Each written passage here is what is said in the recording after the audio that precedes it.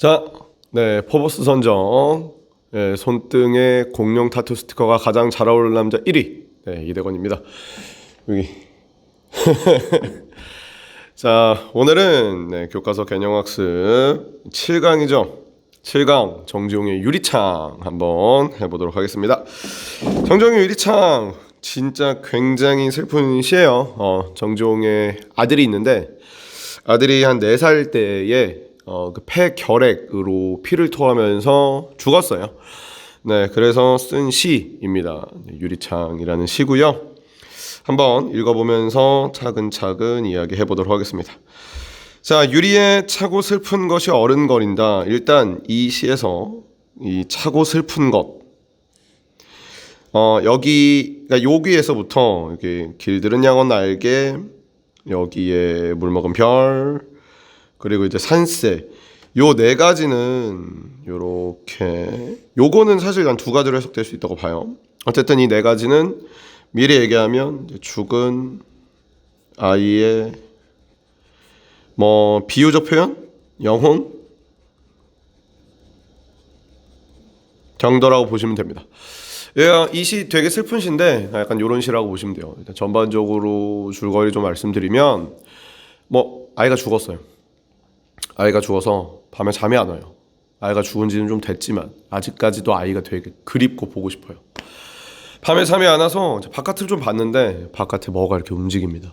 나는 이제 아이의 영혼이라고 생각을 해요. 그래서 유리창에 가까이 다가갑니다. 거실에 있는 유리창 생각하시면 될 것 같아요. 밖은 너무 춥고 너무 어두운 곳이에요. 그래서 우리 혹시 아이의 영혼이라고 생각해서 가까이 다가가는데 밖에 춥고 여긴 따뜻하니까 입김이 자꾸 서립니다. 창문에. 나는 그걸 자꾸 닦아서 봐요. 밖에 아이의 영혼을 보기 위해서.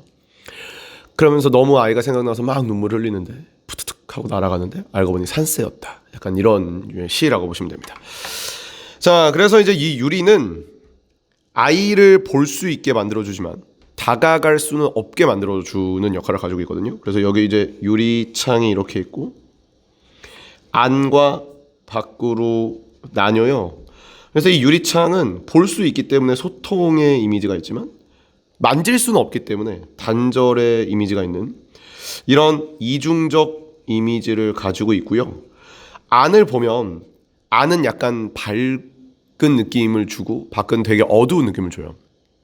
근데 밝다고 나오진 않지만, 그리고 이제 사실 명확하게 알 수 있는 건 안은 어쨌든 간에 따뜻하고요, 밖은 차가워야 돼요. 그래야 입김이 생기거든, 온도차 때문에. 그래서 안을 이승이라고도 보고, 단순하게 진짜 안과 밖으로 나누기보다는 밖을 저승이라고도 봅니다. 이 시에서는 유리에 차고 슬픈 것이 어른거리는데, 이 차고 슬픈 것을 감정의 대위법이라고 해요. 감정의 대위법은 사전에서는 대위법이 뭐라고 되어 있냐면 2가지 이상의 정서를 섞는다라고 되어 있는데, 일반적으로 이제 감정의 대위법은 맞아요. 이제 A라는 정서라기보다는 어떤 A라는 정서나 감정과 B라는 정서랑 감정을 이렇게 붙이는 건데, 이랬을 경우에 감정에 절제되는 효과를 감정의 대위법이 거의 주고요. 그리고 감정의 대위법을 쓴 시가 문제에서 물어보는 것조차 정지용 유리창 정도밖에 없어요. 그래서 이 부분이고, 차가운 것과 사실 슬픈 것을 붙일 수 없거든요. 그 백석의 시에서도 있는데, 외롭고, 나는 가난하고 외롭고 높고 쓸쓸하단 말이 있어요. 가난하고 외로운 것까지는 비슷한 감정이라 알겠는데 높고 쓸쓸하다를 왜 굳이 높다는 말을 넣지? 인 것 같은 느낌인 거예요. 그래서 차가운 것이라는 객관적인 것과 슬프다는 주관적인 걸 섞어서 마치 이 주관적인 게 객관적인 것처럼 보여서 감정을 이 시 전체에서 절제를 하고 있거든요. 그래서 감정의 대위법으로 감정을 절제하는 시고요. 19시가 힘없이요. 힘없이 붙어서서 입김을 흐리우니 길들은 양 언 날개를 파덕거린다. 내가 보고 있는 저 영혼이 언 날개예요. 그래서 밖은 되게 차가운 공간이고요. 촉각적 심상이겠죠. 그래서 아이가 죽은 지 좀 된 게 길이 들었다라는 표현을 썼기 때문입니다. 지우고 보고 지우고 보아도 요 지운다는 행위가 있잖아요. 그래서 아이를 보고자 하는 의지가 있는 거고요. 새까만 밤은 밀려나가고 밀려와 부딪히고 마치 뭐와 같냐면 파도와 같습니다. 자, 그럼 내가 지금 바라보는 바깥이라는 이 밤이 파도와 같단 말이에요. 파도라는 건 자연 현상이고 왜 일어나는지도 모르고 막을 수도 없어요. 그러니까 지금 바깥에 있는 저 밤은 왜 일어나는지도 모르고 막을 수도 없어요. 저 바깥에 있는 밤은 내 아이가 죽은 저승이라고 본다면, 이게 처음에 이제 저승이라고 그랬잖아요. 내 왜 아이가 죽었는지도 모르겠고 내가 어떻게 할 수가 없어요. 굉장히 무력감을 주는 부분이라고 보시면 돼요. 화자에게 이제 무력감을 주고요.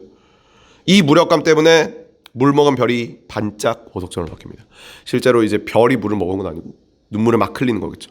그리고 별을 바라보고 있는데 여기서 바라보고 있는 모든 대상은 죽은 아이의 영혼이라고 보면 되기 때문에 얘도 이제 아이의 영혼이라고 봅니다. 자, 그리고 쉼표가 두 개 이렇게 찍혀 있는데 쉼표를 통해서 호흡을 좀 조절하고 있고요. 너무 감정이 극단적으로 치닫지 않게 절제하는 용도로 호흡을 끊어주고 있어요. 밤에 홀로 유리를 닦는 것은 외롭죠. 마이너스죠. 아이가 죽었잖아. 황홀하죠. 왜? 죽은 아이를 볼 수 있으니까. 이거는 역설이라고도 하고요. 모의고사 같은 데서는 이제 모순어법이나 모순형용이라는 말을 씁니다.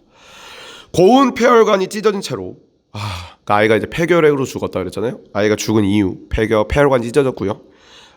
영탄 슬퍼요. 너는 산새처럼 날아가 버렸구나 하고 확 날아갔구나 하고 굉장히 이제 슬픈, 마지막에 좀 슬프긴 한데 시 전체에는 감정이 되게 절제되어 있는 시기네요. 이 마지막만 제외하고 하는 정중의 유리창이라는 시라고 보시면 됩니다. 자, 유리창은 여기까지 하도록 하겠습니다.